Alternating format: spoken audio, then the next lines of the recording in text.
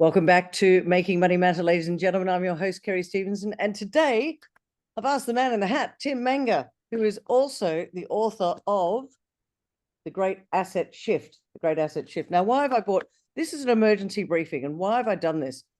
Some of you might know that I took a little bit of time out and I was incommunicado for a few days, and my phone blew up with people saying, "Oh my goodness, have you heard? It's the demise of the petrodollar. Everything's going to start to change. This is good for gold." What I'm seeing at the moment, so I'm now back in communication. I've asked Tim to come on and explain, because there is no one better than Tim Manger, the man in the hat, that understands what's truly going on. And the challenge we have, ladies and gentlemen, this is why it's so important that we don't have what I call confirmation bias, because what happens then is you take what you think is out there and you come to a conclusion without doing your homework. So I'm making it a little bit easier for you, because this is a man that actually has done his homework. So we're going to make it really easy for you to make a decision. Now, do I think what's going on in the world right now, regardless of the petrodollar, do I think it's good for gold and silver? Absolutely. And I think Tim and I will probably speak about that as well. But first up, I'm going to ask Tim to give us a bit of background about the petrodollar. Now, for those of you that may or may not know, back in 1971, I'm just going to give the briefest one. 1971, Richard Nixon took the US dollar off the gold standard temporarily. Oh, that's still going, because he needed to pay for the Vietnam War. And I'm sure Tim's got a much deeper understanding of this, but also he then did a deal in 1974, and that was when the petrodollar came into existence. But Tim, welcome to Making Money Matter, and thank you for your time. This is an emergency briefing because there is so much misinformation out there that I really wanted you to come on and say, all right, let's unpack all the fake news, let's get the real news, and let's inform our beautiful community out there so that we can stop the nonsense and get to the real truth, perhaps, if there is such a thing as the real truth. So welcome. First up, Tim, let me ask you this. Could you tell our audience, what is the petrodollar? What is it, the system? And potentially, what are its flaws? Great question. And first of all, thank you for having me. I love being on your show, and I love the fact that you are asking me this question and that you're giving me the opportunity to answer this question. Well, simply put, that the petrodollar is oil traded in the world reserve currency, the US dollar.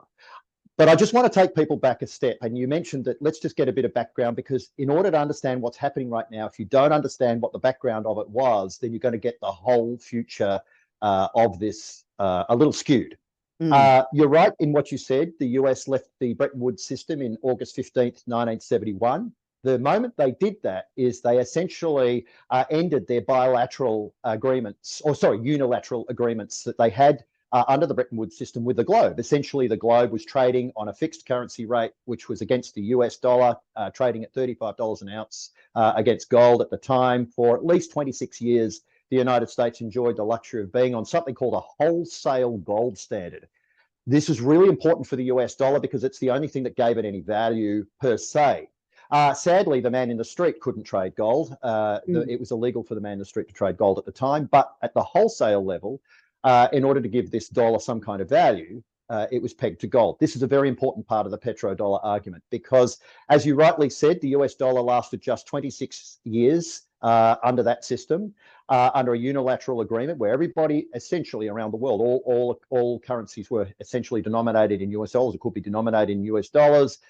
There was some pressure coming from the French in 1969, and of course this, together with many other pressures on the US dollar at the time, forced the US to consider to removing that system or getting away from the Bretton Woods system, which required them, of course, if you were a central bank, say, for example, in France, you could actually request the gold instead of the actual US dollars. You could either hold the US dollars in reserve and accept the fact that they were pegged to gold at 35 an ounce, or you could actually request the gold in its place if you'd ever, at any point, if you'd lost confidence in that dollar. Now, the US dollar was in a wee bit of trouble, it would be fair to say, into the 1960s for all sorts of reasons. But to speed up this whole narrative, the US had to essentially abandon, would be the best way to say it. They abandoned their own system in the August of 1971. Now, when they abandoned that system, gold was at $35 an ounce. By the December of the same year, in 1971, Nixon made another announcement under the Gold Reserve Act. He proclaimed gold to be $38 an ounce. So he actually devalued the US dollar. Again, in 1971, in the December. He did exactly the same thing after the oil embargo. Now, what was the oil embargo of 1973? Now, this is a very important part of this conversation. The OPEC oil embargo was essentially put in place by Saudi Arabia. Now, I guess for your audience, who is Saudi Arabia and why does it matter? Saudi Arabia are not the biggest producer of oil on the planet. They are actually the second biggest. But why are they so important is the question. The biggest supplier of oil is actually Venezuela. Actually, that's not true. The biggest producer of oil is Venezuela. The problem, and Venezuela is bigger than Saudi Arabia's oil fields by orders of magnitude. They are literally incomparable in size. The problem for Venezuela, though, is it has a sea-based oil system. And to produce that kind of oil and to mine that kind of oil is very expensive. So it really means that Saudi Arabia are the front runners for essentially being land-based oil, and of course a member of OPEC. They are really the place that you would want to go to get the cheapest or the best value oil, I guess, because they have the biggest land reserves. So just so your audience understands the size of the oil systems, Venezuela is at number 1, but that's sea-based. Saudi Arabia is number 2, which is land-based. Canada is number 3, and Iran is number 4. So this is the lay of the land as far as oil size of oil production. So okay, so that's the general backstory. The part that people need to understand is that the oil embargo of 1973 was really the trigger of the agreement. Now, I'm going to get to the agreement between Henry Kissinger, who was the Secretary of State of the United States, and Fayed, Prince Fayed, who he actually did the deal with in 1974. Your audience is going to be shocked by what I'm going to tell them about the petrodollar deal, and it's going to be surprising when I tell you in a second the truth. But I'm just going to tell you why it came about. It came about because of the oil embargo that was placed on any nation that had essentially supported Israel in the Fourth Israeli War, what they called the Fourth Israeli War. So any country that had supported Israel, Saudi Arabia sanctioned them by essentially, of course, stopping oil to those nations. And of course, this caused enormous problems for the United States. They were very unhappy about that, having left the Bretton Woods system in 71, having had their currency debased in the December of 71, having it debased again, by the way, and the US, in response to the OPEC crisis in 73, debased their dollar again against gold by re-indexing gold to $42.22 an ounce, which is what it is statutorily in the Gold Reserve Act today. To this very day, gold has a book price of $42.22 US. And there's a whole other story to that, but I'll leave that for now. Now, this all happened at exactly the same time that we saw the oil embargo in 1973. So the United States were being wrapped over the knuckles by the Saudis for having partaken and putting their support behind Israel in what they call the Fourth Israeli War in 73. So now I'm just going to stop there and say, is this going in the right direction for your audience? Absolutely. Tim, and I think it is important for people to understand, and I often say this as well, you have to understand the history. And, it's interesting that you're bringing up Palestine-Israel, the Israeli war, the fourth war, as you called it, because I think it is important to understand that it's almost history repeating itself. Yes, it is. Well, it always will be, because the whole region is essentially about two things. One is about military support, and the other is about oil. I mean, oil is one of the most important commodities, if not the most important commodity on the planet. Now, we're not talking monetary commodities. I'm just talking commodities in general. Yeah. Because when we're talking monetary commodities, of course, we're talking gold and silver. But I want to come back to the history just to continue down this track. So in response to the OPEC oil embargo of 1973 and its complete panic, the United States was in total panic. Of course, Kissinger met with Prince Fayed, and they struck up something called a mutually beneficial arrangement. Here's the thing. It was not a contract. The one thing that Right. people need to understand is there is no contract in place between the US and Saudi Arabia, none whatsoever. There is also no agreement as such, because even after the US, even after Kissinger said, essentially agreed with Fayed that they would trade oil in US dollars, the Saudis didn't do any such thing. In fact, for the remainder of the year in 1974, the Saudis largely traded oil in sterling, pound sterling. Yes. They didn't actually trade it in US dollars. So because the agreement is it's really an open-ended kind of arrangement. People keep saying that in 2024 we got to the end of this agreement. Well, there is no agreement per se. There really isn't one. It's just an arrangement that's mutually beneficial for both parties. It was mutually beneficial for Prince Fayed to seek military aid from the US because, of course, it could bolster its position within the Middle East. With the power of the United States military behind it, that would really bolster its position. And it was mutually beneficial for the US to have US dollars, to have oil denominated in US dollars, because many countries in 74 were coming off the Bretton Woods system, and a huge amount of the globe was still holding US dollars in reserve. Now, that has changed a lot. The US dollar has come into disrepute since 1974, largely because, well, actually, since it became the world reserve currency, going back as far as 1944, when it first became the world reserve currency at Bretton Woods at New Hampshire in the June of 1944. What happened was the US dollar was used as a weapon against countries essentially for the purposes of sanctioning. So too was the International Monetary Fund, which was formed in the same week. There was a 4-week period in 1944 that 3 important things happened. Under the Bretton Woods system, you saw the creation of the International Monetary Fund, you saw the creation of the World Bank, which is a conglomerate of banks, and of course you saw the US dollar pegged to gold at $35 an ounce. Now, what that essentially meant was that the US dollar was largely trading, as I said, unilaterally. So it was just the currency to trade with. But again, that ended in 71. So they looked for a new way to back it with something of value. Now, it's not backed by oil. It's just a rough kind of arrangement that gives it some kind of appeal, if you like. Largely, the reason US dollars are still traded in reserve today is historic. It's just simply it is a world reserve currency that still is what we call a de facto world reserve currency, is the best way to describe it. It's could it really be described as the world reserve currency? To this day, yes. I mean, right at this moment in time, 60% of the globe still trade US dollars in reserve. So 60% of all fiat assets are still traded. 60% of all fiat dollars are US dollars.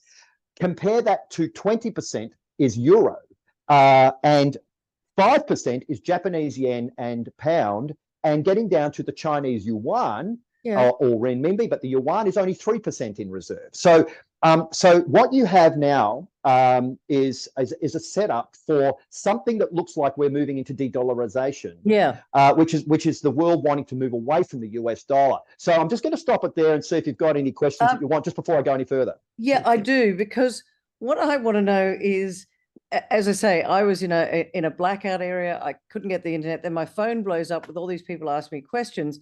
What I want to know is it's like suddenly there was a bushfire that got out of control.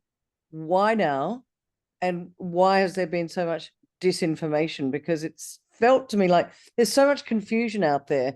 And I think I said earlier, like, we get our information not like it was years ago. We've got social media and commentary that can happen so fast, and like a bushfire can spread out of control. So my question is, what is it? Why has the petrodollar information come out? Is there something else that's the real reason that this is being talked about right now?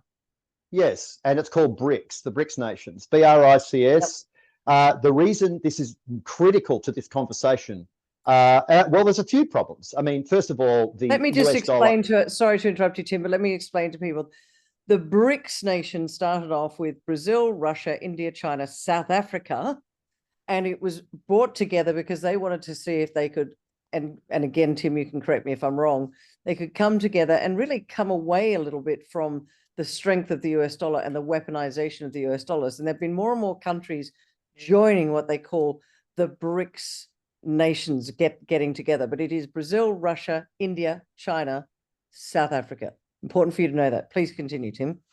Well, that's what it was in 2009, Okay. but that's changed now. As of the 1st of the 1st, 2024, there are 4 new nations that joined. Now, this is really where your question becomes important. Why now? Because 6 countries were actually invited to join. So they were 5 strong: Brazil, Russia, India, China, and South Africa. They were to be 11 strong. However, they are not 11 strong. What happened was 2 countries, one left the group and the other never took up its membership. And this is critical to this conversation, what you've just mentioned about BRICS. So let me explain who the other countries are that just joined. So you mentioned Brazil, Russia, India, China, and South Africa. South Africa, massive amounts of minerals. Russia, huge gas nation. You know, these are huge commodities nations. The 6 countries here, let me hold them up, 6 countries that were meant to join, I'll give you them all, was Egypt, Ethiopia, United Arab Emirates, Iran, Argentina, and the most important of all, Saudi Arabia. Now, here's what happened. Only 4 of those joined. The 4 that joined were Egypt, Ethiopia, Iran, and the United Arab Emirates. Argentina also joined for a few weeks at the start of 2024 before they got wrapped over the knuckles and their president, Javier Milei, pulled out immediately, probably due to some diplomacy between themselves and the US. The other country that was warned was Iran, but they ignored the warnings. They joined the group, and Saudi Arabia did not take its position at the table. Now, had they done that, and you're asking why now, they would have been forced because of the essentially the doctrine or the sentiment around BRICS. When you become a BRICS member, part of it is to enter into de-dollarization. This is essentially the group saying we are denouncing the US dollar. So had Saudi Arabia joined the group on the 4th of January 2024, their announcement to the world, either verbally or just through inaction, would have been, we are now really moving away from the US dollar. Now, here's why that hasn't happened. There is no other viable alternative right now. Just remember that the US dollar still trades 60% in reserve. The only other contender is the euro, and there are no countries in Europe lining up to join the BRICS group because they're going to stay with the Federal Reserve, they're going to stay with the European Central Bank, Bank of England. You've got your Western Alliance and you've got your Eastern Alliance. So the problem for the world is there is no viable alternative. The BRICS nations haven't even got their own alternative. What they're looking to at the moment is the Bank for International Settlements for a solution. Now, that is a little way off right about now, and I'm going to, if you want me to go into that a little bit more, I can. It's called Project Enbridge, but I'll talk about that in a minute. The other contender that has a possible solution is Russia. Russia has largely been declared essentially the boss of the group for determining currency, probably the e-ruble at this point. And so I can go deeper into these things if you want me to. So let's not go too deep. I think one of the things I want to do is, and look, we can do another conversation, and especially, ladies and gentlemen, if you like what we're talking about now and you do want Tim to come back and do a much deeper dive, then let us know. What I wanted to do with today's conversation, Tim, is to, I guess, allay people's fears, misunderstanding, and just say to them, you know, because I wasn't even sure, you know, is gold going to blow up and go nuclear? Gold has actually pulled back a little bit since I've come out of this hibernation, no access to the internet, which quite interested me as well. So my main reason for bringing you on is we understand the petrodollar. We understand that Saudi did not join the BRICS, which I guess is a message to the world to say, you know what, we still like the US. And it seems to me Saudis are playing a game between the BRICS nations and the US, because if they do a deal with BRICS, it means they're going to piss off the US.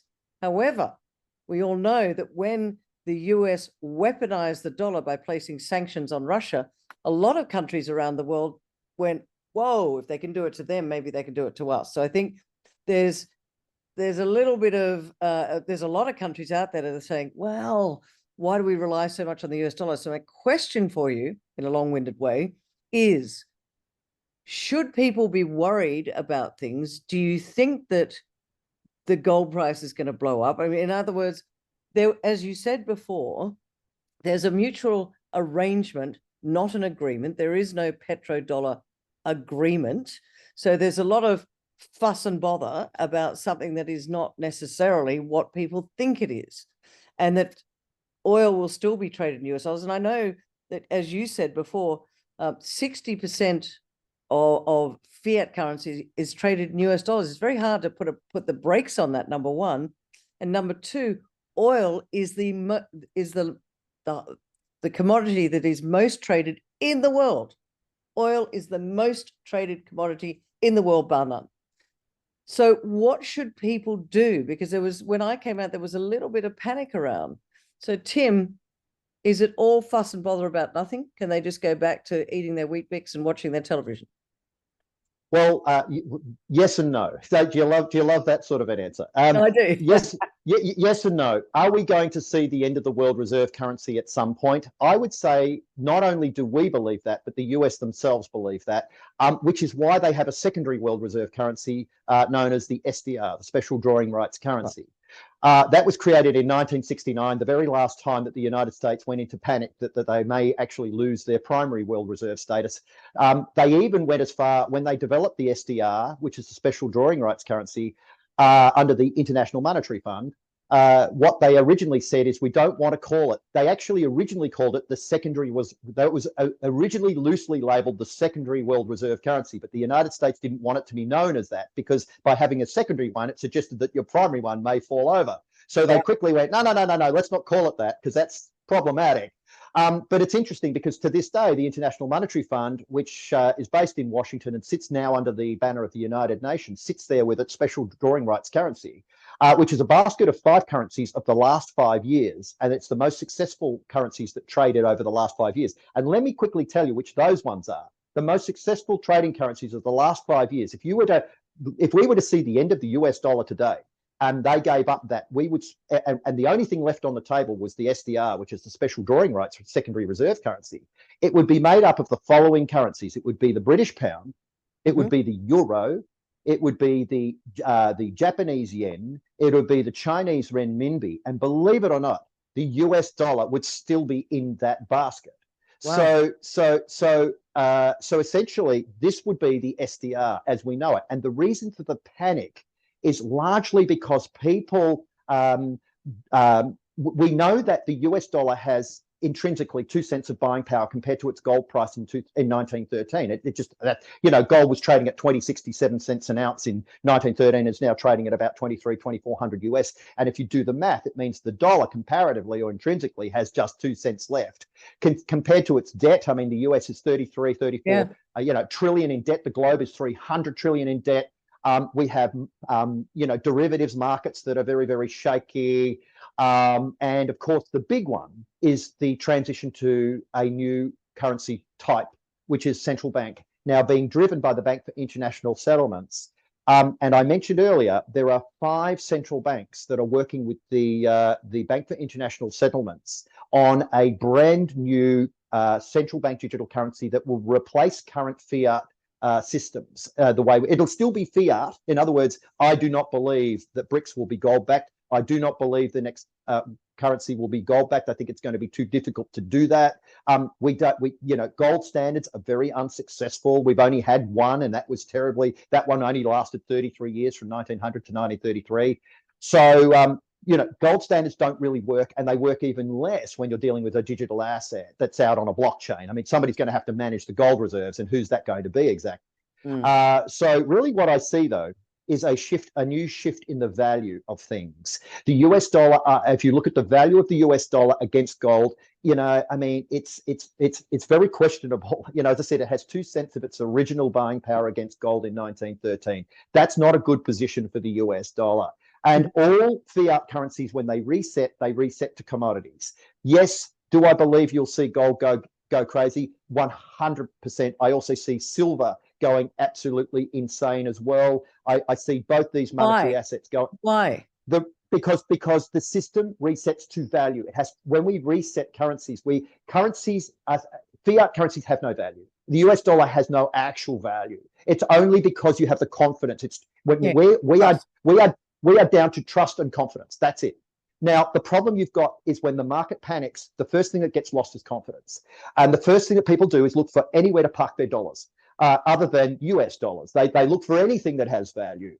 For the common man, he goes straight for the derivatives markets, but derivatives markets tend to have all sorts of issues on reset, because the markets always reset to something that has value. The only thing that really we have in the system that has value in the monetary system is physical gold and silver. They're the only two things that have ever had any real value. We don't derive value from pieces of paper. We derive value from monetary commodities.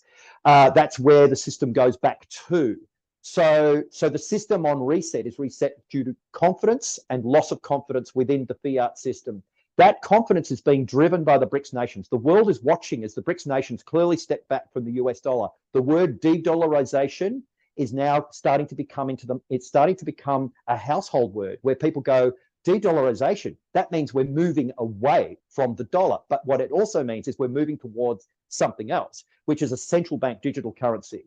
Now, again, the Bank for International Settlements is driving that. So this is a brand new value system, which is going to change the value of things, because a central bank digital currency, if you think about it as a digit, will not have the same value as a US dollar. They'll have different values. The question is, what are they going to revalue that against? And my opinion is they will revalue that against things like oil, things like gold, things like silver, the top commodities on the planet. That's where our currencies derive their value. Will they be pegged to that?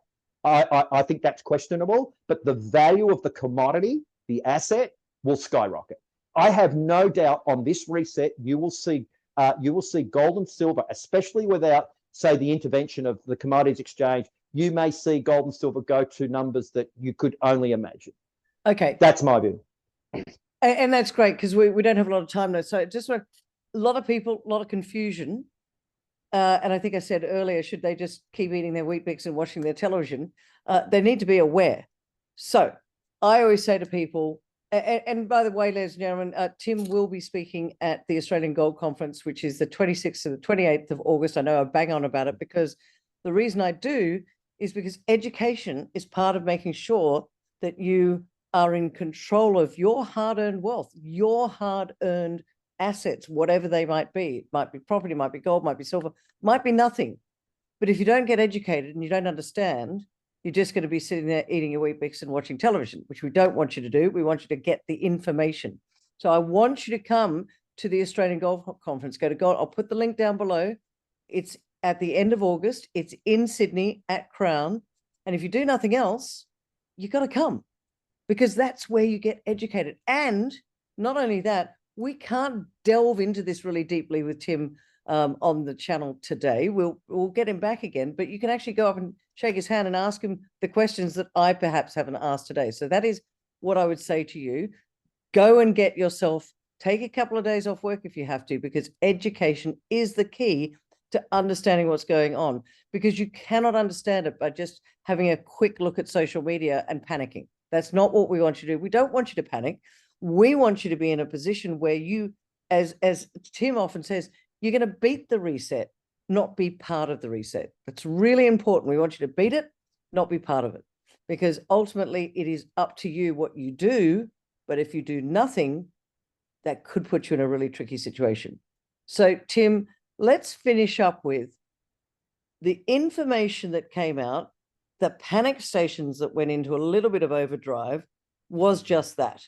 It was done with people just turning around and not having the full story, so to speak. Am I right? Correct. And I want you to say, like you just said, gold and silver will potentially go a little bit crazy. Probably not overly crazy, but there's going to be all fiat currencies potentially go to zero. Correct? They always do, with an average of about 20 years life cycle. Yeah, but the US dollar's had about 100-year life cycle.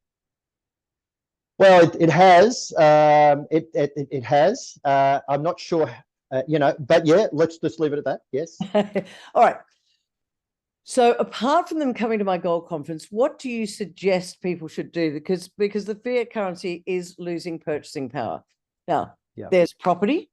I think that real assets are going to go up. In other words, it's going to almost start to become like monopoly money. The prices we pay today would be very, very different than the prices we pay in a couple of years' time. So let's finish it up with a little bit of Tim Manger, I guess, wisdom, apart from go buy his book, The Great Asset Shift, and educate yourself with that. What else would you suggest that they do right now? Well, because we're going through a transition of value, you need to park your dollars while they still have some value in assets that can retain value across reset markets. In every reset, we see the same pattern recurring. We see commercial banks collapse. We see the collapse of derivatives markets, and we see the rise of commodities. It's pretty much standard. So what I suggest people consider is to park their dollars into assets that store value over time. Now, there are three. So there are basically three things I would think about. The first is physical gold, which is the long-term reserve asset. The second is physical silver, which is probably my favorite of all trading assets, without any hesitation. Now, these will do incredibly well. Just how well, it's purely speculative, but as the US dollar fails, these will rise. Now, the reason you're doing that is because you're planning to come back into the market with huge amounts of upside.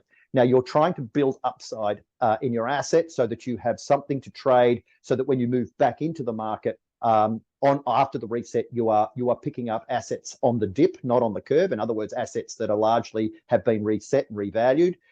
So the other place that you want to think about parking your dollars is into digital assets, because the entire world is moving to blockchain, tokenized blockchains. So assets, real world assets called RWAs, are moving to this tokenized blockchain. And in order for you to have essentially buy-in in that market, you probably need to consider moving to it kind of sooner rather than later. Things like MX technologies, RWA tokens, and even for the big people, BTC, if you're into Bitcoin, these are the sorts of assets that are going to. Now, we've never been through a reset with digital assets before, but at least the first two, MX technologies and RWA tokens, are definitely here to stay.